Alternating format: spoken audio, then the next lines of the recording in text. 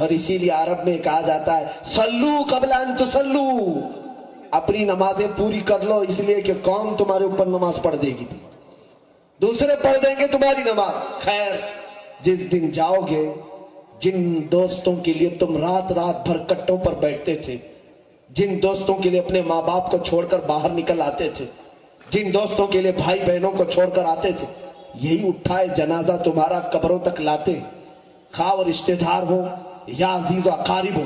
جس دن قبر کی تختیاں بند کر کے چلیں گے، تم نے کبھی یاد کیا اپنے ہاتھوں سے کسی کو دفنائے ہو کہ نہیں؟ قبرستان گئے ہو کہ نہیں؟ اتنی چھوٹی قبر ہوتی ہے کہ کروٹ بھی نہیں لے پاتے، سلا کر کے ہم اس پر تختیاں بھی ڈال دیتے، مٹی اس پر ڈال کر ثواب سمجھتے ہیں۔ دنیا میں ہمیں کوئی مٹی ڈالے تو ہم عیب سمجھتے ہیں، مردے کو کفن پر مٹی ڈالے تو ثواب سمجھتے ہیں، سارے مٹی ڈال کر کے جا رہے ہوتے ہیں، مردہ دیکھ رہا ہوتا ہے۔ حدیث پاک میں وہ پیروں کی آواز تک سنتا ہے، سارے لوگ جب جا رہے ہوتے ہیں اس کی گھبراہٹ بڑھ جاتی ہے، بے چینی بڑھ جاتی ہے۔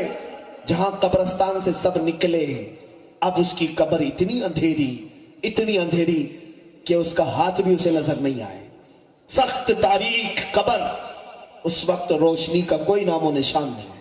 اور حدیث پاک میں ہے کہ اس وقت دو فرشتے عینانی ازرقانی اسودانی، حضور فرماتے کالی اور نیلی آنکھوں والے فرشتے آئیں گے، وہ نکیریں سوال کریں گے۔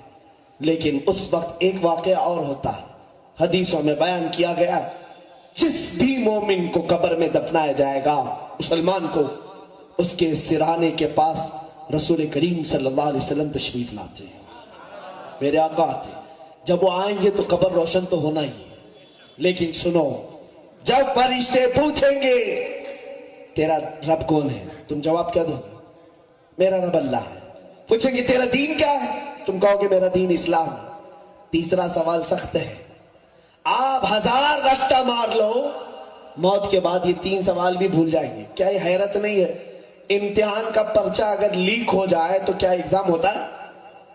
کسی بھی کالج، کسی بھی اسکول میں پہلے سے کوشچن بتایا جاتا ہے، لیکن یہ قبر کا امتحان کیسے پہلے سے سوالات بتائے ہیں، سب کو جواب بھی بتا کے دے دیا گیا، پھر امتحان کیسا ہے؟ میں خود سوچتا تھا، سوالات بھی ہم کو معلوم، جوابات بھی ہم کو معلوم، پھر یہ امتحان کیسا قبر کا؟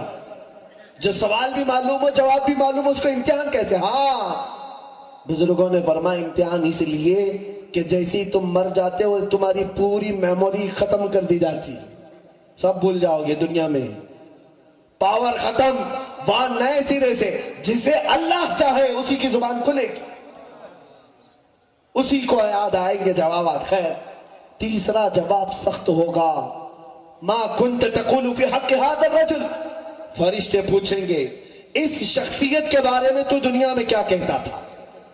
سنے ہوں گے نا آپ علماء سے 3 سوالات، اس شخصیت کے بارے میں کیا کہتا تھا دنیا میں؟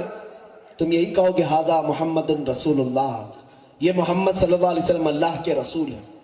لیکن فقہاء کرام اور بعض علماء اسلام نے لکھا ہے کہ رسول کریم صلی اللہ علیہ وسلم اس وقت قبر میں ہوں گے جس وقت تیسرا سوال فرشتے کر رہے ہوں گے، اور تم اگر نبی کی طرف دیکھو گے، دیکھ کر کے بتانا چاہو گے، میرے آقا اپنا چہرہ پھیر لیں گے، فرمائیں گے خبردار میری طرف مت دیکھنا، اس لیے کہ دنیا میں تجھے میرا چہرہ پسند نہیں تھا، تجھے دنیا میں میرے طریقے پسند نہیں تھے، آج کس نظر سے تو مجھے دیکھ رہا ہے؟ سوچو میرے عزیزوں، اگر وہ بھی قبر میں بول دیں جا جس سے تو زیادہ محبت کرتا تھا آج اسی کو پکار لے، کس کو پکارو گے؟ کس کو پکارو گے؟ اسی لیے امام اہل سنت نے کہا آج لے ان کی پناہ، آج مدد مانگ، آج لے ان کی پناہ، آج مدد مانگ ان سے، پھر نہ مانیں گے قیامت میں اگر مان گئے، وہاں تو سب مانیں گے، آج مان لو۔ عمل کے میدان میں آؤ میرے عزیز بچوں، جوانوں، تمہارے یہ طور طریقے نہیں ہیں، آج دنیا کو پھر سے دہلا سکتے ہو عشق محمدیہ سے، محبت رسول سے، اس لیے کہ ہماری تاریخ گواہ ہے کہ کہ اگر ایک بچہ بھی نکلا ہے وہ پورا سندھ فتح کر کے نکلا ہے، اگر ایک طارق بن زیاد عرب سے نکلا تو پورا اسپین اس کے قدموں میں آیا، محمد بن قاسم عرب سے آیا، پورا سندھ اس کے قدموں میں آیا۔ یہ وہ نوجوان تھے جنہوں نے اپنی زندگی میرے آقا کی محبت میں فنا کر دی تھی۔ ان کا چلنا سنت پر تھا، بیٹھنا سنت پر تھا، ان کا کھانا پینا اوڑھنا سونا سب رسول کے اقدار پر تھا۔